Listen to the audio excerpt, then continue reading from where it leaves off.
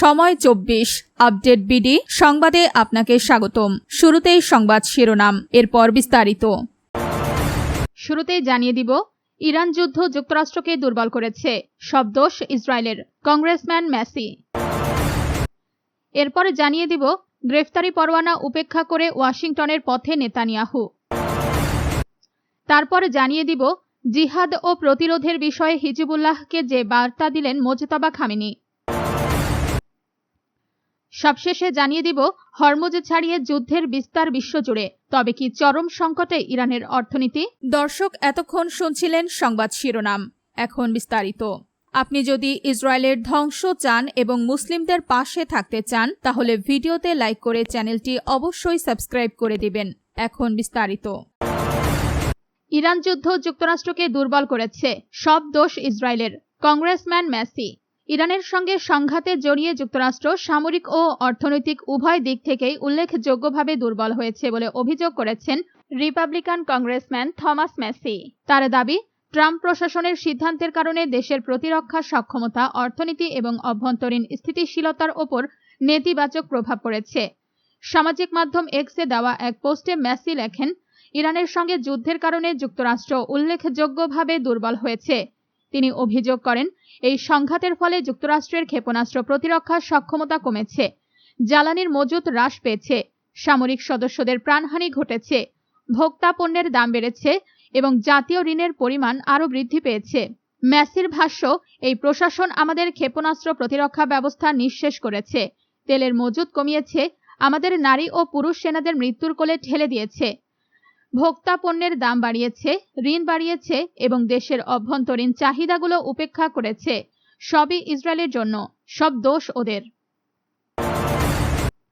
গ্রেফতারি পরোয়ানা উপেক্ষা করে ওয়াশিংটনের পথে নেতানিয়াহু। আন্তর্জাতিক অপরাধ আদালতের আইসিসি গ্রেফতারি পরোয়ানা বহাল থাকা সত্ত্বেও যুক্তরাষ্ট্র সফরে যাচ্ছেন ইসরায়েলের প্রধানমন্ত্রী বেনিয়ামিন নেতানিয়াহু। দখলদার দেশটির আরবি ভাষার প্রচারিত এক্স অ্যাকাউন্টে জানানো হয়েছে, ডোনাল্ড ট্রাম্পের আমন্ত্রণে ওয়াশিংটন ডিসির উদ্দেশ্যে রওনা হয়েছেন নেতানিয়াহু। সফরকালে দুই নেতা ইসরায়েল যুক্তরাষ্ট্র সম্পর্ক এবং উভয় দেশের জন্য গুরুত্বপূর্ণ বিভিন্ন ইস্যু নিয়ে আলোচনা করবেন। 2025 সালের জানুয়ারিতে ডোনাল্ড ট্রাম্প পুনরায় দায়িত্ব নেওয়ার পর এটি হবে তার সঙ্গে নেতানিয়াহুর সপ্তম বৈঠক।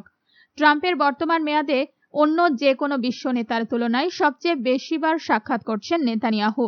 তবে 2024 সালের নভেম্বরে গাজা যুদ্ধ চলাকালে মানবতা বিরোধী অপরাধের অভিযোগে নেতানিয়াহু ও সাবেক প্রতিরক্ষা মন্ত্রী ইয়োভ গ্যালান্টের বিরুদ্ধে গ্রেফতারি পরোয়ানা জারি করে আন্তর্জাতিক অপরাধ আদালত। নিউ ইয়র্কের মেয়র জোহরান মামদানি নেতানিয়াহুকে যুদ্ধ অপরাধের অভিযোগে গ্রেফতারের আবেদনও জানিয়েছেন। জিহাদ ও প্রতিরোধের বিষয়ে হিজবুল্লাহকে যে বার্তা দিলেন মোজতবা খামেনি। ইরানের সর্বোচ্চ নেতা আয়াতুল্লাহ মোজতবা খামেনি ইসরায়েলের বিরুদ্ধে দৃঢ় অবস্থান নেওয়ার জন্য লেবাননের সশস্ত্র গোষ্ঠী হিজবুল্লাহর প্রশংসা করেছেন। তিনি বলেছেন, হিজবুল্লাহর দীর্ঘদিনের প্রতিরোধ বিশ্বজুড়ে নিপীড়িত মানুষের জন্য অনুপ্রেরণা হয়ে উঠেছে।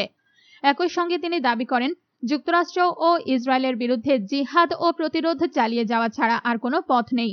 রোববার 26 জুলাই ইরানের সর্বোচ্চ নেতার কার্যালয় থেকে প্রকাশিত এক বিবৃতিতে এসব কথা বলা হয়। পরে ইরানের রাষ্ট্রায়ত্ত সংবাদ মাধ্যম প্রেস টিভি বিবৃতিটি প্রকাশ করে। বিবৃতি অনুযায়ী হিজবুল্লাহর কমান্ডার ও যোদ্ধাদের পাঠানো আনুগত্যের এক চিঠির জবাবে এই বার্তা দেন আয়াতুল্লাহ খামেনি। খামেনি বলেন, ইসরায়েল ও তার মিত্রদের নৃশংস আগ্রাসনের বিরুদ্ধে হিজবুল্লাহ অটলভাবে দাঁড়িয়ে আছে। তিনি বলেন, আজ বিশ্বের অনেক জাতি যুক্তরাষ্ট্র সরকার এবং জায়নবাদী শাসনের অত্যাচার ও নিপীড়নে ক্লান্ত। তারা মানুষের জীবন ও ভবিষ্যৎ ধ্বংস করছে, তাই প্রতিরোধ ছাড়া সামনে এগোনোর আর কোনো পথ নেই।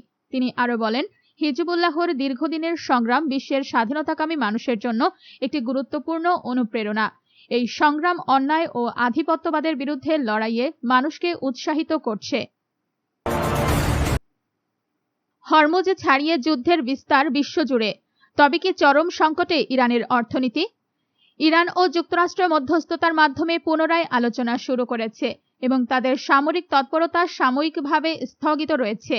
তবে এই যুদ্ধ হরমুজ প্রণালী ছাড়িয়ে আন্তর্জাতিক নৌপথের পাশাপাশি ইরানের অভ্যন্তরীণ বাজারগুলোতেও নেতিবাচক প্রভাব ফেলছে। মধ্যস্থতার চেষ্টা অব্যাহত থাকলেও আন্তর্জাতিক জলপথগুলোতে বিঘ্ন ঘটার ঝুঁকি বাড়ায় চরম অনিশ্চয়তা তৈরি হয়েছে। কৌশলগত এই জলপথের প্রায় পুরোপুরি বন্ধ হয়ে যাওয়া, ইয়েমেনের ইরান সমর্থিত হুথি বিদ্রোহীদের দ্বারা লোহিত সাগরে প্রতিবন্ধকতা সৃষ্টি এবং কাস্পিয়ান সাগরে একটি ইরানি জাহাজে ইউক্রেনের হামলা, সব মিলিয়ে উত্তেজনা চরম পর্যায়ে পৌঁছেছে। এরই মধ্যে মার্কিন সামরিক বাহিনী দ্বিতীয়বারের মতো ইরানের দক্ষিণাঞ্চলীয় বন্দরগুলোতে নৌ অবরোধ কার্যকর করেছে।